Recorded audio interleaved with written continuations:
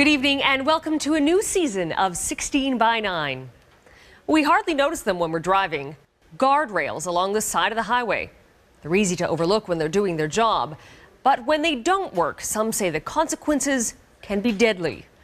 As Sean O'Shea discovered, one particular guardrail that is used across Canada and the U.S. is being called a killer.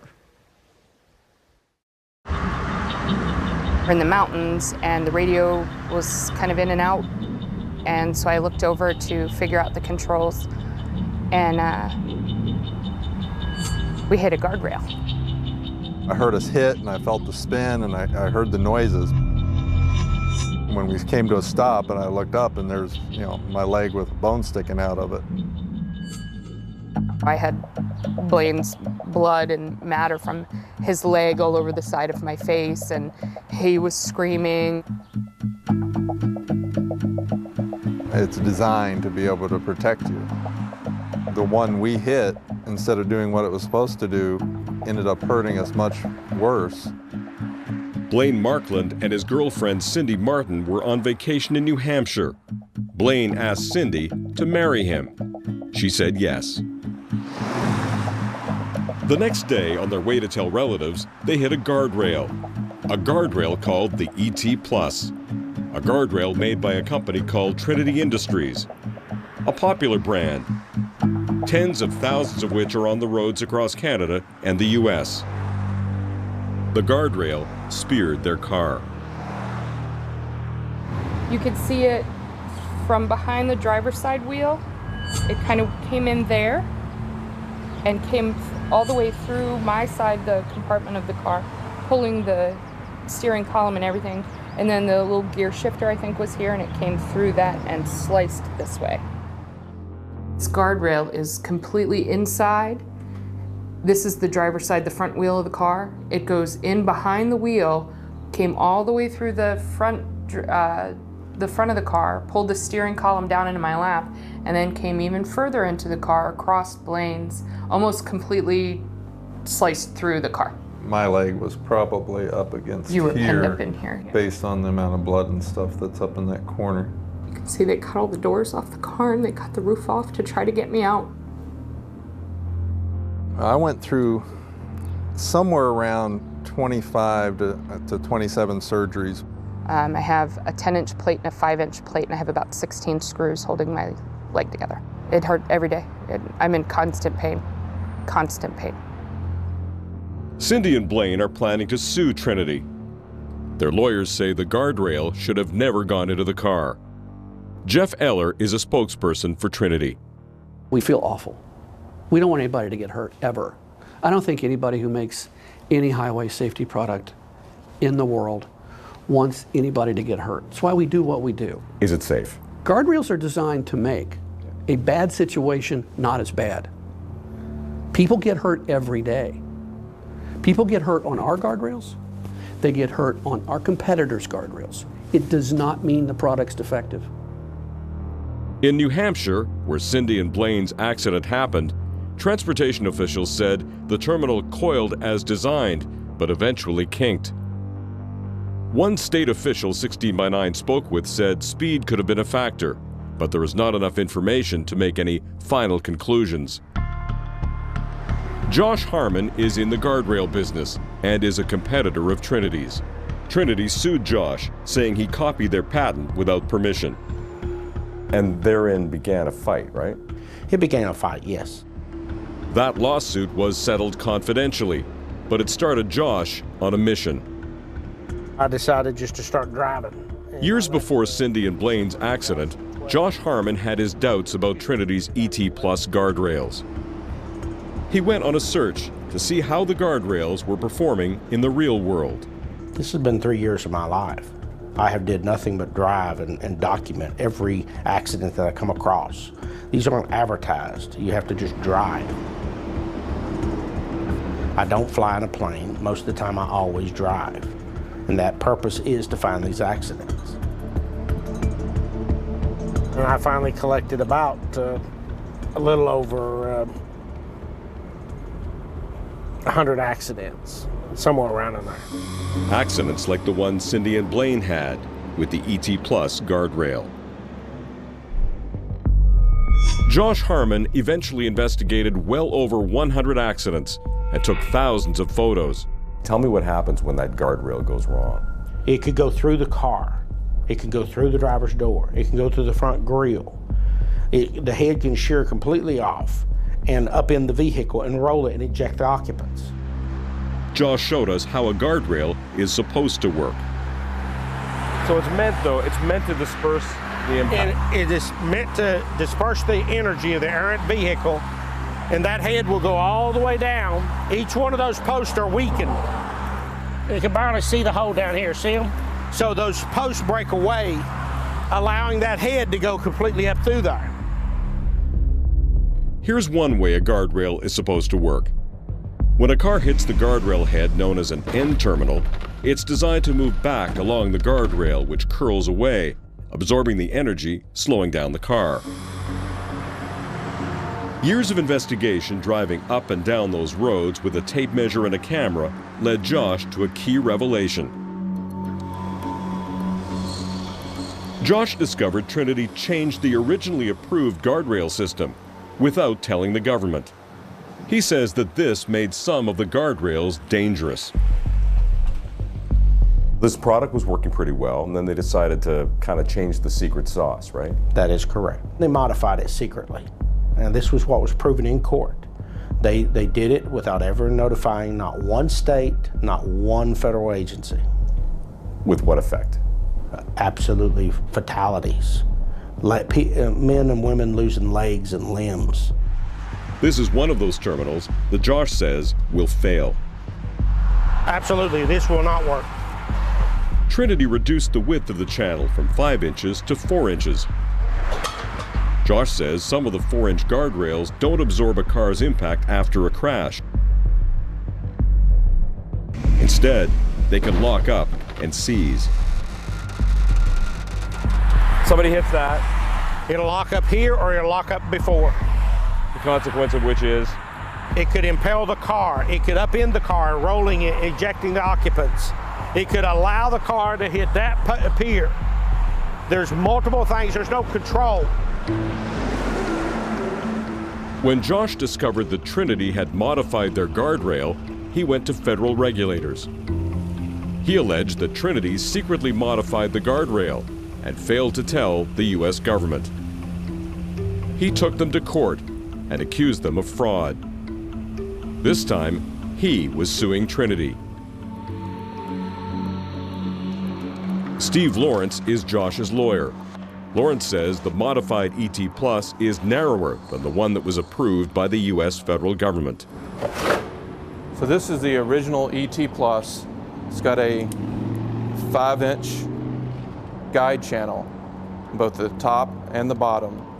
The guardrail goes through this channel, comes out through what's called an exit gap here and curls away from the vehicle. When you move to the modified ET Plus, you move to a 4-inch guide channel, and this simply stops functioning. I stood up against them. It went to a court of law, and it was sounded very, very loud and clear. They committed fraud. Josh Harmon counterfeit guardrails. He got caught, he went bankrupt, and he's using both the Canadian and the U.S. legal system to try to make his money back. He is a con man in whistleblower clothes. But in October 2014, a U.S. federal jury delivered a bombshell verdict against the company. They said Josh was right. Although there was no decision about whether the guardrail was safe, Trinity was found to have acted fraudulently for failing to disclose the design change. Trinity was now on the hook for more than $660 million, and Harmon was entitled to a big chunk of that. And with the lawsuit, an explosive email came to light. The design change made to the ET Plus helped save the company just $2 a guardrail. Trinity disagrees with the decision and is appealing, arguing the omission was an administrative error.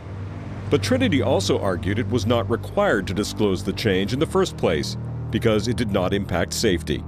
Let's talk about the why. So we looked at a email from Trinity. By making a change from 5 to 4-inch channel, we would save $2.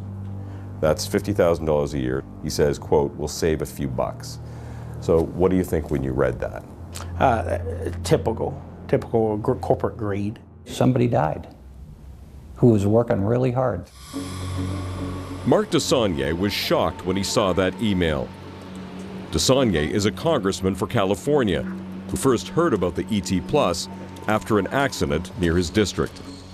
A Bay Area football star is killed in a violent crash tonight. Experts. So Darrell Blackman was a young man who went to Kansas State, I think, went to Berkeley High School, was a football player, was working like 3 jobs.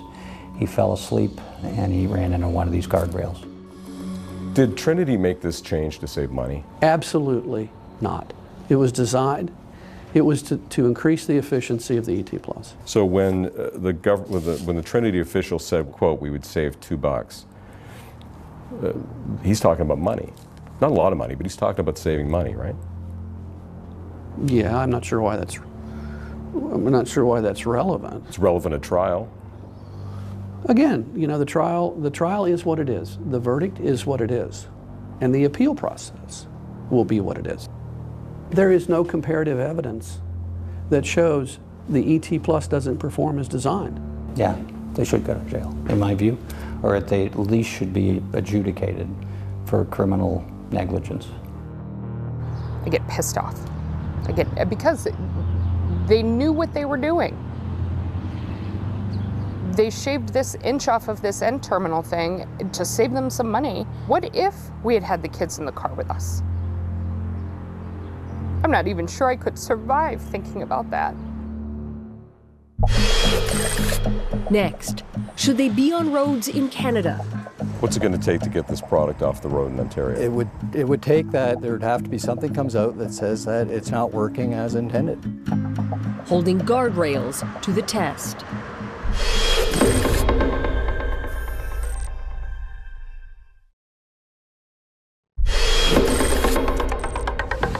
Heavy trucks, pile drivers, and high-pressure bolt screws.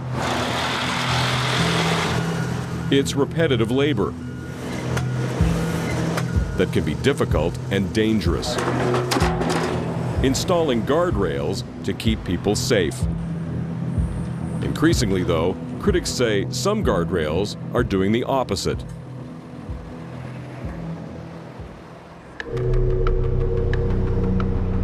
Josh Harmon proved in court that one of the world's biggest guardrail makers changed their guardrail design and failed to disclose it. For Josh, the new design made the guardrail a killer. The main goal is to get them off the road, and until that happens, I'm not going to be happy. The company is on the hook for more than $660 million for failing to disclose a change to the guardrail design. And now the U.S. Justice Department is investigating. They're continually failing. I mean, these are failing across the nation, across the world. In Canada as well. Canada, everywhere. People are dying and people are getting injured. And if something's not done, there'll be a lot more. After Josh proved that the company changed the guardrail design, U.S. federal highway officials decided to do a review. As part of that, the guardrail would need to be crash tested. They were also collecting data to see how the ET Plus performed on the roads. But U.S. states and some provinces here didn't want to wait for new data and test results. Eventually, approximately 40 states, along with many Canadian provinces, said no new ET Pluses could be installed for now. But in Ontario, contractors could keep installing it. But right now, we are not aware of any information here in Ontario that our systems are not working as designed. Mark Ayton is with Ontario's Ministry of Transportation. He's a senior engineer responsible for road safety. He says Ontario didn't join the states and provinces that were moving to suspend the ET Plus. We're aware of the allegations in the U.S. with several of the collisions down there, but the final reports are not out on those. What's it going to take to get this product off the road in Ontario? It would take that there would have to be something comes out that says that it is involved in it's not working as intended. U.S. states say we don't want this thing. Just about every major Canadian province says we don't want this thing. But the province of Ontario says no problem, you can install it on our roads. Well, right now it's not being installed because it's not available, but it is still in our specs. When the legal matters are resolved in the U.S., they will resume shipping it again. And presumably at that point, it'll be installed on roads here. That's correct. Even when some U.S. states were no longer putting up ET Pluses, they were still going up in Ontario. And that one behind Mark on this new stretch of road was put up earlier this year. Ontario also told us that after examining an 8-year period, no fatalities involving guardrail heads occurred. What those 40 states have done, no one has said your product is not allowed on our highways. Not a state in the United States and not a province in Canada has said that. What they have all said is, we're going to wait and see. Wait and see is generally taken when people are unsure about what's going on, right? I think they want more data. I think that data is being collected. Since we interviewed Jeff Eller and Mark Ayton, the U.S. regulator, known as the Federal Highway Administration, along with state officials, published more data.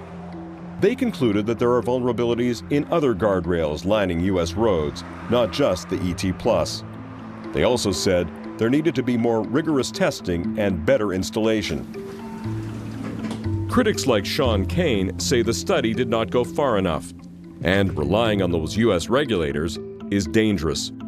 They've enabled Trinity to continue to sell a product that has all the appearances of diminished safety compared to its predecessor. Sean Kane runs a safety organization. He also works for accident victims who are suing Trinity. He says the ET Plus is dangerous and the U.S. government is just protecting Trinity. In short, the Federal Highway Administration did nothing. They did absolutely nothing but look for ways to enable Trinity to continue on with its product as a qualified end terminal that could be used by the states, rather than investigate thoroughly what was really happening. Part of that investigation meant conducting a series of 8 crash tests. For Trinity, the stakes couldn't be higher. We would expect those tests to come out just fine because they were a suite of tests that were under perfect condition. I think, what's remarkable in these 8 tests, we get to test 7, 1, 2, 3, 4, 5, 6, 7, everything's going just fine until test 8, the last one on the last day. And it was a bad day for Trinity. The ET Plus passes the first 7 tests. The guardrail rolls back away from the vehicle. There was one more test the guardrail needed to clear. For Trinity, passing that last test meant getting ever closer to that coveted stamp of approval from the U.S. government. This is test 8. The guardrail buckles, smashes the car, and by the Federal Highway Administration's own admission, the forces could shatter your leg bone. For Sean, that's a clear fail. This is the infamous test. So you can see it starts to get into the guardrail. It's riding down. It's riding down. The posts are breaking here. This is the problem. Locks. Goes into the driver's door. The driver's door opens. That's a violent crash. See the deformation of that steering wheel. Look at how far the steering wheel is in conjunction to the dashboard. That's moving the entire steering wheel and the column over. That's a severe intrusion into the car. That's not a guardrail that's functioning properly. That's a fail. But for the federal government, this was a pass. Cindy and Blaine say their crash was very similar to Test 8. To them, the government line makes no sense. We went back in, they did 8 crash tests, and one of them failed. Guess what? 8, that means 8 failures to me. If one of your 8 fails, that means all of them are a fail. You don't get to make that decision. I get mad. I still get mad. It just seems like the government's trying to cover their tail as well instead of get to the truth. The 5-inch passed all test, the 4-inch passed all test, both products perform as designed. If you go look and read closely what the Federal Highway Administration's independent expert said, it performed as designed under the test. Don't equate a visual reference on test 8 to the real data that got collected by unbelievably qualified engineers, reviewed by different engineers at the Federal Highway Administration, and an independent professor of engineering who said within these standards, test 8 is a pass. Wouldn't the safest thing be just to take it off the list? I disagree with that because it hasn't been proven that it's not working. We waited to see what the crash tests did this past winter, and it passed all 8 tests. The reports are out there, and the system passed. Good enough for you guys? Yes, it is. We asked the U.S. Federal Highway Administration about their decision. They defended the pass, saying the U.S. federal government, the crash test facility, and an independent expert agreed that Test 8, quote, met the applicable crash test criteria. Mark Desaulniers, the congressman, says Ontario should not look to the Federal Highway Administration for reliable data. The Federal Highway Administration is to not be trusted in this instance. To say that it passed every test and then continues to risk the public, including killing people, I just think that's surreal. I don't know how else to describe it. This is serious. This isn't, don't believe any of the hype or the discrediting me. Go to the extreme that I've had to go to bring out the truth. It's sickening, very.